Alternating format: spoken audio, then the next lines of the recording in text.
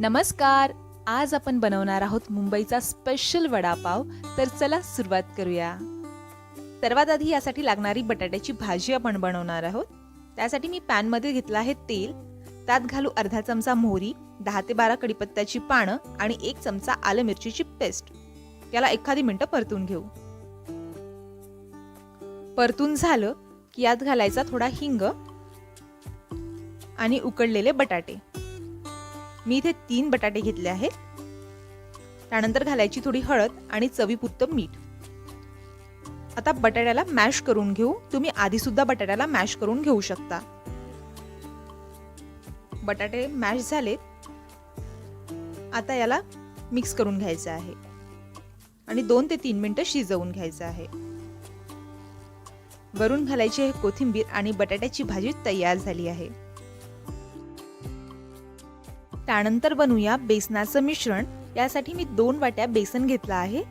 यात घालू चवीपुरतं मीठ आणि थोडी हळद. आता यामध्ये थोडं पाणी घालून याचं चांगलं मिश्रण तयार करून घ्यायचं आहे. मिश्रण खूप पातळ व्हायला नको किंवा खूप जास्त घट्ट व्हायला नको. मिश्रण जर पातळ झालं असेल तर कोटिंग बरोबर होत नाही आणि जर खूप घट्ट झालं असेल तर खाताना गळ्यामध्ये अडकल्यासारखं होतं. आपलं परफेक्ट असं मिश्रण तयार झालेलं आहे. आता याला आपण बाजूला काढून ठेवूया. त्यानंतर बनवूया सुकी लाल चटणी. यासाठी 10 ते 12 लसूण पाकळ्या फ्राय करून घ्यायच्या आहेत. लसूण पाकळ्या फ्राय झाल्या की याला थंड करून घ्यायचं आहे. आता चटणीसाठी बेसनाचा चुरा लागतो. तर बॅटर घ्यायचं आणि असं बोटाने याला असं सोडायचं. चुरा तळत असताना गॅस हा मोठा असावा म्हणजे चुरा क्रिस्पी होतो. त्याला गोल्डन थोडं होईपर्यंत तळून घ्यायचं आहे. चुरा तयार झालेला आहे. आता याला आपण काढून घेऊ आणि याला थंड करून घ्यायचं आहे. नंतर बारीक करायला घेऊ बेसनाचा चुरा, फ्राय केलेला लसूण, अर्धा चमचा जिरं, 1 चमचा काश्मीरी लाल मिर्च पावडर, चवीपुरतं मीठ आणि थोडा हिंग. याला बारीक करून घ्यायचं आहे आणि तयार आहे लाल चटणी. त्यानंतर बनवूया हिरवी चटणी. त्यासाठी घेऊ कोथिंबीर, 10-12 पुदिन्याचे पानं, 5 ते 6 लसूण पाकळ्या,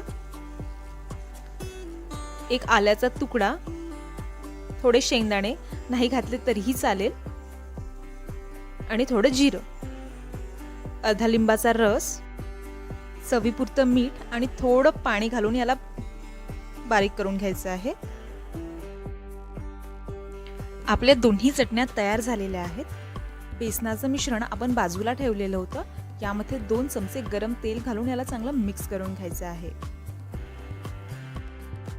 त्यानंतर बटाट्याच्या भाजीचे गोळे तयार करायचे आणि बेसनाच्या बॅटरमध्ये याला कोट करून घ्यायचं आणि गोल्डन ब्राऊन होईपर्यंत याला तळून घ्यायचं आहे. वरून असं चमच्यानेच यावर तेल घालायचं.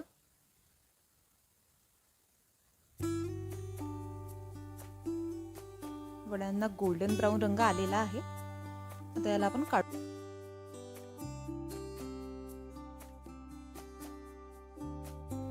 पावला मधातून कापून घ्यायचं आहे आणि एका बाजूला लावू हिरवी चटणी आणि दुसऱ्या बाजूला लावायची आहे लाल चटणी.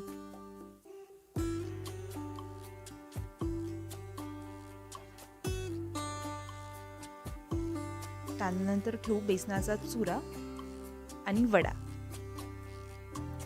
आणि तयार झाला आहे तुमचा वडापाव.